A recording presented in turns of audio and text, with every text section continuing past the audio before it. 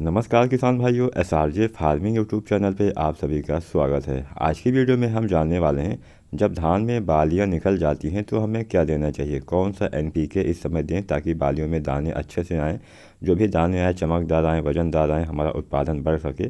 तो इसके लिए हमें कौन सा एनपीके इस समय जब बालियाँ निकल जाती हैं तो देना चाहिए। तो इसके ऊपर पूरी जानकारी आज की वीडियो में हम देने वाले हैं। चैनल पे नए हैं तो एसआरजे फार्मिंग चैनल को सब्सक्राइब कर लेना और साथ ही बेल नोटिफिकेशन भी ऑन कर लेना। धान में बालियाँ निकलने से पहले कौन सी खाद देना है इसके ऊपर तो हमने वीडियो बना ही दिया है। तो अगर आपने वीडियो नहीं देखा है तो हमारे चैनल पे इसके ढेरों वीडियो आपको मिल जाएंगे। तो फिलहाल आज की वीडियो का टॉपिक है कि धान में बालियाँ निकलने के बाद हम क्या करें।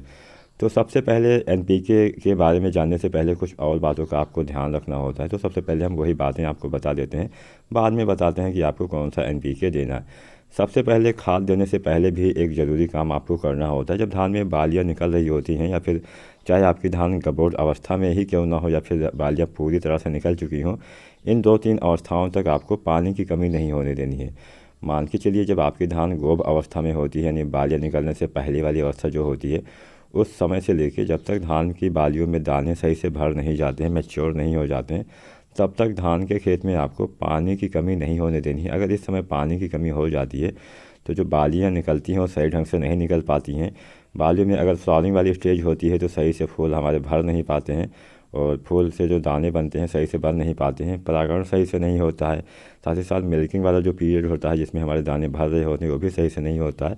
मतलब कुल मिला के यही समझ लीजिए कि दाने का भराव सही ढंग से पानी की कमी की वजह से नहीं हो पाता है। कई बार हमारी बालियाँ सफ़ेद रह जाती हैं, काली पड़ जाती हैं, तो हो सकता है कि आपके फसल में, आपके खेत में पानी की कमी हो गई हो। तो सबसे पहले और नंबर 1 पे सबसे ज़्यादा ध्यान आपको इस समय यही देना है कि अपने खेत में आपको पानी इस समय रखना होता है। कम से कम 1 से 2 इंच तक पानी आप अपने खेत में रखिए। और अगर ऐसा खेत है जहाँ पे पानी नहीं टिकता हो तो हल्की हल्की सिंचाई आप करते रहें, जिससे मिट्टी में नमी बनी रहे। तो सबसे पहले आपको ये करना है। दूसरा आपको क्या करना है, दूसरा आपको करना है कि अपने फसल अपने खेत में जाइए, वहाँ पे आप निगरानी करते रहिए। कोई भी बीमारी दिखे, कोई भी कीट दिखे, कोई भी रोग आपको दिखे, क्योंकि जब फ्लावरिंग वाली स्टेज होती है या फिर बालियाँ निकलने वाली स्टेज होती है, इस अवस्था में फिर बालियाँ निकल जाती हैं। इन सभी अवस्थाओं में धान में सबसे ज़्यादा कीटों का प्रकोप होता है, बीमारियों का प्रकोप होता है। कुछ फंगस जनित बीमारियाँ लग जाती हैं, बहुत सारे कीट लग जाते हैं, जिससे हमारी फसल पे काफ़ी नुकसान हो जाता है। तो जब फ्लावरिंग वाली स्टेज होती है तो आपको खेत के बीच में नहीं जाना चाहिए, क्योंकि हमारे जो फूल होते हैं वो झड़ जाते हैं। लेकिन आप चारों साइड से तो देख ही सकते हैं और बाद में आप देखिए कि हाँ कोई बीमारी लगी है, कोई कीट लगा हुआ है, तो तुरंत ही आपको उसका उपचार करना होता है। अगर आप निगरानी अच्छे से करेंगे तो आप अपनी सारी फसलों का, केवल धान ही नहीं लगभग सभी फसलों को रोगों कीटों से बचा सकते हैं, क्योंकि आपको शुरुआती अवस्था में ही पता चल जाएगा कि आपके धान में कौन सी बीमारियाँ लगने वाली हैं या लग रही हैं। तो अगर आप पहले ही पता चल जाता है तो काफ़ी अच्छे से आप उस पर कंट्रोल कर सकते हैं। बाद में पता चलने पे बहुत ज़्यादा नुकसान हो जाता है। तो हमारे बहुत सारे किसान भाई तो देखते रहते हैं, लेकिन बहुत सारे ऐसे किसान भाई हैं जो केवल खादों पे ध्यान देते हैं। जब उन्हें खाद देना होता है तभी वो अपने खेत में जाते हैं, देखते हैं, बाकी जाते ही नहीं हैं। तो आपको ऐसा नहीं करना है, अपने खेत की निगरानी करते रहना है। हमारे बहुत सारे किसान भाई ऐसे होते हैं जो अपने घर से ज़्यादा समय अपने खेत को देते हैं, हमेशा जाते रहते हैं, देखते रहते हैं। तो उनके खेत में बीमारियां, उनके खेत में कीटों का प्रकोप भी कम रहता है, क्योंकि उन्हें पहले ही पता चल जाता है। इसके अलावा खेती कोई एक दिन की फसल नहीं होती कि 1 दिन 2 दिन में आपका पता चल जाएगा। आपको निरंतर जाते रहना होता है। रोगों का प्रकोप कब हो जाए इसका कोई गारंटी नहीं होता है। और जब हमारी फसल गोब अवस्था में होती है, गबोड़ अवस्था में, उस अवस्था में देखिए कि हाँ आपकी धान में अगर कोई भी खरपतवार जमे हो। अभी भी बहुत सारे किसान भाई ऐसे होंगे जहाँ पे बालियाँ नहीं निकली हैं, तो वहाँ पे देखिए कोई खरपतवार अगर आपकी फसल में अभी भी हो तो निकाल सकते हैं। मेढ़ों के चारों साइड पे जो खरपतवार होते हैं उसको भी निकालते रहिए, क्योंकि जो खरपतवार होते हैं ये तो पहला तो नुकसान करते हैं कि हमारे जो पौधे, हमारे जो मिट्टी में पोषण तत्व होते हैं, पोषक तत्व, उनको खींचते रहते हैं। जो भी खाद देते हैं वो भी खींचते रहते हैं। दूसरा नुकसान ये करते हैं कि इनमें कीटों और रोगों का प्रकोप हो जाता है, जिससे हमारी फसल पे भी ये फैल जाते हैं, तो काफ़ी नुकसान करते हैं। अब हम अपने मूल विषय पे वापस आते हैं, जैसा कि वीडियो का टॉपिक था कि हम धान में कौन सा एनपीके दे सकते हैं। तो यहाँ पे हम आपको 2 एनपीके बताने वाले हैं। ये दोनों एनपीके धान में बालियाँ निकलने के बाद ही दी जाती हैं। पहला है, सभी को पता होगा, एनपीके 0050, जिसमें 50% पाया जाता है पोटास, और दूसरा है एनपीके 13045। तो हमें किसको देना चाहिए, कौन सा बेहतर रहेगा, कौन सा अच्छे से काम करेगा, इसके बारे में अभी हम पूरी डिटेल में आपको इसी वीडियो में बताने वाले हैं। तो वीडियो पे अभी स्किप मत करिएगा, पूरी वीडियो देखिएगा। किसान भाइयों, अभी हवा भी काफ़ी तेज़ चल रही है, तो अगर इस समय पोटास खाद का हम अपने धान की फसल पे छिड़काव करते हैं, स्प्रे करते हैं, तो हमारे तने मजबूत हो जाते हैं, जिससे फसल गिरने का चांस थोड़ा सा कम हो जाता है। तो हवाएं इस समय काफ़ी तेज़ चल रही हैं, बारिश भी हो रही है। तो बहुत सारे किसान भाइयों ने फ़ोटो वीडियो भेजी है कि हमारी जो फसल है वो गिर भी गई है। तो आप नीचे कमेंट करके बताइए कि आपने कौन सी किस्म लगाई हुई थी और क्या आपकी वो किस्म गिरी है या नहीं गिरी है। तो मुझे अगले साल वीडियो बनाने में मदद होगी, मुझे अच्छे से पता चल पाएगा कि कौन सी किस्में गिरने के प्रति काफ़ी सहनशील हैं, मतलब गिरती नहीं हैं, कौन सी किस्में जल्दी गिर जाती हैं। तो इसके बारे में अगर आप कमेंट कर सकें तो बेहतर रहेगा, आपने कौन सी किस्म लगाई है और आप किस राज्य से हैं ये भी आप बता देंगे तो बेहतर रहेगा। तो सबसे पहले हम बात करेंगे NPK 0050 के बारे में, जिसमें 50% पोटास पाया जाता है।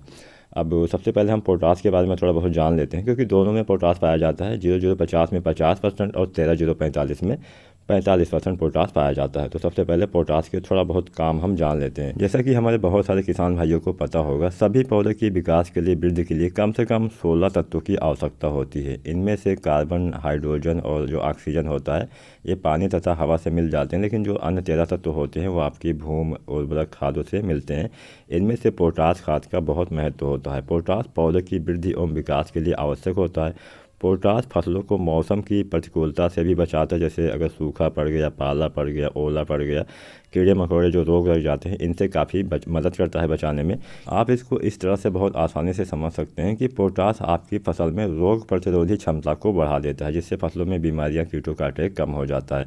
पोटास जड़ों की समुचित विकास में भी मदद करता है। आप सभी जानते होंगे कि हमारा जो फास्फोरस होता है वो तो मदद करता ही है, लेकिन पोटास भी जड़ों के विकास में मदद करता है, जिससे आपकी फसल गिरने से, उखड़ने से बच जाती है। साथ ही पौधे की जो कोशिकाएँ होती हैं उनकी दीवारों को मोटा करता है, मतलब पौधे के जो तने होते हैं उसको मोटा कर देता है, तने को मजबूत करता है, जिससे आपकी फसल गिरती नहीं है।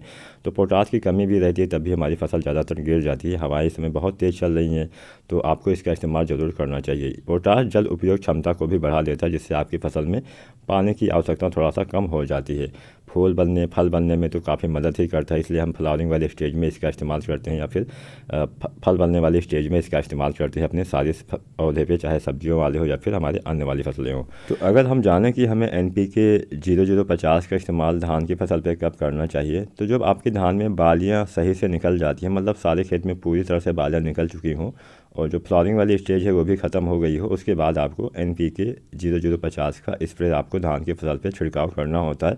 अगर हम मात्रा के बारे में जानें तो 1.5 किलोग्राम यानी 1.5 किलोग्राम मात्रा प्रत्येक एकड़ के हिसाब से आपको इस्तेमाल करना है अपनी धान की फसल पे, जब बालियाँ समुचित पूरी तरह से निकल गई हों।